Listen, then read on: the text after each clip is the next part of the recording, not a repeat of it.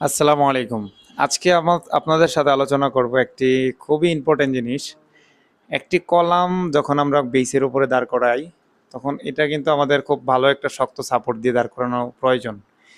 আমরা আমাদের প্রজেক্টে যেয়ে দেখলাম যে দেখেন একজন কন্ট্রাক্টর তার প্রজেক্টে দড়ি দিয়া চারদিক থেকে বাঁধ দিয়ে একটা কলাম দাঁড় করে রাখছে। এটা একটা সময় কি হবে, যখন ঢালাই দিতে নেবে তখন ঢালাইয়ের মশলা ফালাইলে তখন এটা একসাথে এক পাশে সরে যাওয়ার সম্ভাবনা থাকে। তখন বিম করতে গেলে দেখা যায় ইঞ্জিনিয়ার কন্ট্রাক্টরের সাথে একটা ভালো একটা ক্যাচাল হয়ে যায়।